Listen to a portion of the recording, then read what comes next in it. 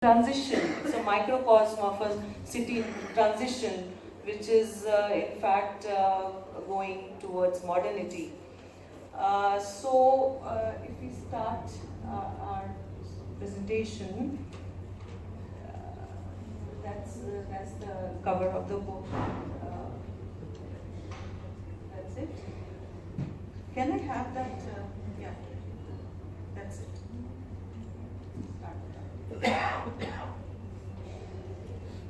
Now, but apart from all these influences, what is real Lucknow? Like the city of Nawabs, the city of palaces and gardens. But and now after that, of course, the post-independence architecture. We had Griffin, who had worked a lot over there, the Australian architect, and then of course the Mayavati city, the Ambedkar parks. And then, of course, the Lohia parks with Mulayam Singh, and now, of course, Modi ji is very much there. So, what is Lucknow? How do we really have the real Lucknow in our minds? It is basically a Lakshmanavati, of course. It's an ancient city, the western gateway of Kaushal Empire, the ancient empire, and the Adi Ganga Gomti goes through it. And that's the reason we also used to call it Choti Kashi. And now, of course, it has Kondalimshi's ashram, and the remains of Sunga period and Kushana period were found. So, and Lord Lakshmana was supposed to be the founder of the city. So this was the real Lucknow, which afterwards became the city of Nawabs, and these days the city of Yogi and Mayavatis and of course Akhilesh. So these were some other books which I had authored. In fact, being the convener of Intact Lucknow chapter, I had been working on intangible heritage of Lucknow as well, and the listing of heritage buildings of Lucknow. Around 150 buildings have been listed by us. And after that, the Sham-e-Awad by Bloomsbury was published, and this is another book which was launched by the Governor Sri Ram Naik last year. So we are going to talk a little bit about that. In fact, this book has a concept of heritage walks, and of course, now what is a city? What is the city's true identity? Is it marketplaces, or say the streets, the buildings, or the way of life the city offers to its people, how the inhabitants and the visitors, they enjoy life in that city. So actually the city is all encompassing these various elements, and that makes the true character of a city. So it's just not the buildings, it is the culture, the arts, the architecture, everything, how the people, they stay, the style of living. That makes the city's true identity.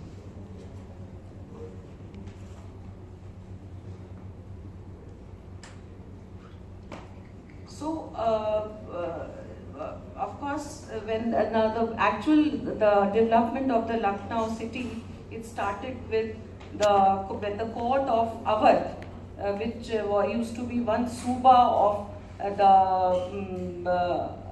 Mughals. The capital shifted from Faizabad to Lucknow, and it was around 1775.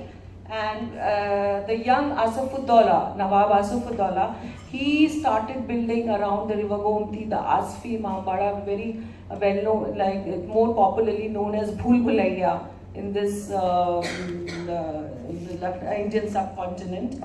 And of course, this great Imambara, which we call it, is where it is not actually a tomb, but of course his wives are buried there. But it is basically a congregation space of all the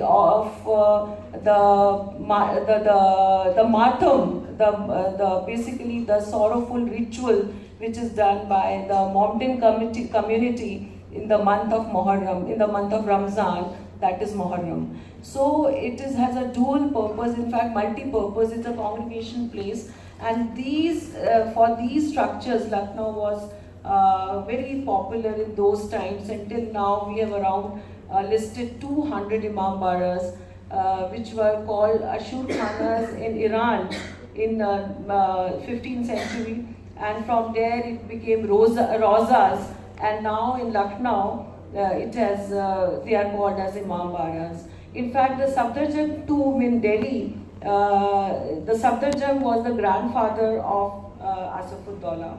So these Mughals, they sent these Subedars to Awadh, and which later became Nawabs, and finally they declared themselves as kings. So it is a very interesting sort of pull of power between the Britishers, the Nawabs, and the real Indianness, which took a beating at that stage.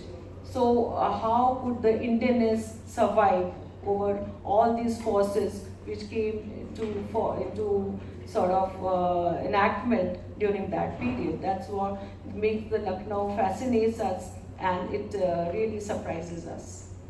Now, what was happening during that time, that Lucknow, the Delhi was declining during the as the Mughals were sort of wrapping up from the capital city. The artists, the artisans, the craftsperson, they were fleeing. The poets, the writers, and it was under the patronage of Nawabs of Lucknow. They all assembled in Lucknow, and that made the city an overwhelming, beautiful city, which still remains as such to a greater extent. Now, this gentleman, Claude Martin, he has a lot of contribution to the city of Lucknow's skyline, and he was a Frenchman. He was a surveyor and a contractor, which was introduced by Antoine Paulier, who was in the court of Shuja-ud-Daula, the Asaf-ud-Daula's father, and he made some wonderful buildings, the Constantia, the Namatnia, the Farad Baksh Koti, and other buildings which were influenced by him. And these are the Nawabs, the dynasty of Nawabs you can see in the pictures.